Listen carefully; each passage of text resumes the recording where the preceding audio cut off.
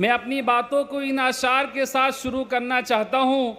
हर पर्वत पे मनी मालिक नहीं होती, हर पर्वत पे मनी मालिक नहीं होती, हर जंगल में चंदन के पेड़ नहीं होते, हर पार्टी में हमारे कांग्रेस पार्टी के जैसे महान लीडर नहीं होते। लबों पे तारीफ, सर पे जीत का ताज होता है, लबों पे तारीफ, सर पे जीत का ताज होता है। आप जैसे महान लीडर सदा वक्त का सरताज होता है। आपकी मौजूदगी से ये चमकता है भारत जोड़ो बुनकर सम्मेलन, आपकी मौजूदगी से ये चमकता है भारत जोड़ो बुनकर सम्मेलन। आप जैसे महान लीडर हो तो हम सबको भी खुद पे नाज होता है। हो तुम पलक को जगाने वाले सिकंदर हो, कांग्रेस पार्टी को फर्श से आज तक पहुंचाने वाले सिकंदर हो। कांग्रेस पार्टी हारी होगी किसी लीडर की वजह से, मगर तुम तो जिताने वाले सिकंदर हो। और सिकंदर कभी हालात के आगे नहीं झुकता, सिकंदर कभी हालात के आगे नहीं झुकता। तारा टूट भी जाए पर जमीन पे नहीं गिरता।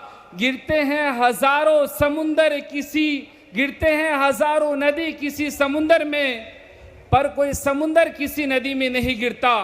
इसलिए उठो, पलक जगा दो। इस बार कांग्रेस पार्टी, डॉक्टर शमशगीर आया था और आके चला गया, बीजेपी वालों के लिए कुछ बोला ही नहीं।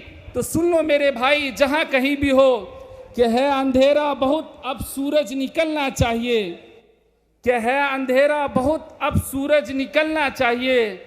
जैसे भी हो ये मौसम बदलना चाहिए। जो चेहरे रोज बदलते हैं नकाबों की तरह, जो चेहरे रोज बदलते हैं नकाबों की तरह, अब धूम से उनका जनाजा निकलना चाहिए, अब धूम से उनका जनाजा निकलना चाहिए। और मैं कांग्रेस पार्टी के कार्यकर्ताओं से कहना चाहता हूं, अपने आप को कभी भी छोटा मत समझना, क्योंकि कांग्रेस पार्टी कोई बर्फ की डल्ली नहीं है जो धूप में पिघल जाएगी। ये 70 साल से भी ज्यादा पुरानी पार्टी है।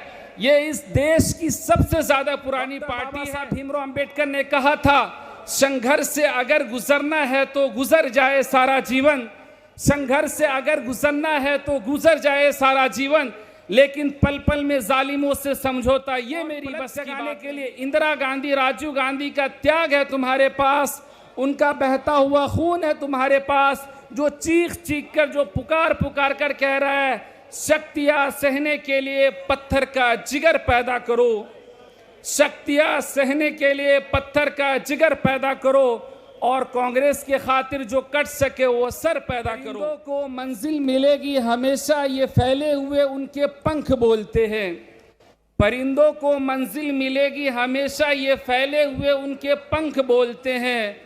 वही लोग रहते हैं खामोश अक्सर जमाने में जिनके हुनर बोलते हैं।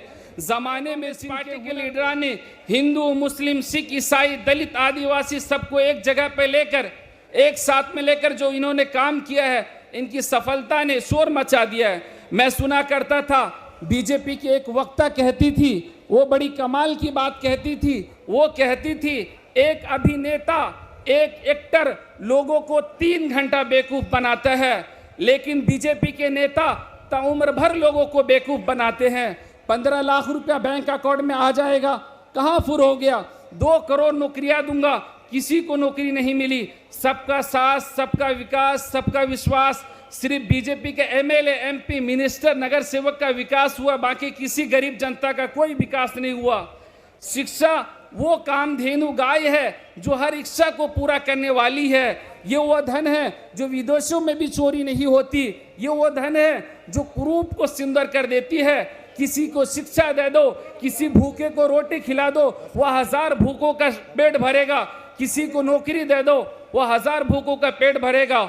और मैं लास्ट में बस यही कहना चाहता हूँ, नरेंद्र मोदी जी कहते हैं, मैं बैरूनी मुल्क से कर्जा लेकर हिंदुस्तान को तरक्की याफ्ता मुल्क के फहरिस्त में खड़ा करूंगा। मैं ये कहना चाहता हूँ, हिंदुस्तान इतना कमज़ोर नहीं है। 2024 में जब कांग्रेस पार्टी की सरकार बनेगी, जब चीफ मिनिस्टर भी हमारा होगा, प्राइम मिनिस्टर ऑफ इंडिया भी हमारा होगा, तो हिंदुस्तान से दुनिया कर्ज मांगेगी और हम दुनिया को कर्ज देंगे। लास्ट में ये शेर बोल के अपनी बात को ख़त्म करना चाहता हूँ कि परिंदों को मंजिल मिलेगी हमेशा, ये फैले हुए उनके पंख बोलते हैं। वही लोग रहते हैं खामोश अक्सर ज़माने में जिनके हुनर बोलते हैं। जब अपना काफ़िला अज़्मो यक़ीन से निकलेगा, जहाँ से चाहेंगे रास्ता वहीं से निकलेगा, और जो बांटेगा रोशनी अपनी वह आफताब इसी सरजमी से निकलेगा, इसी सरजमी से निकलेगा। शुक्रिया। जय हिंद, जय भारत।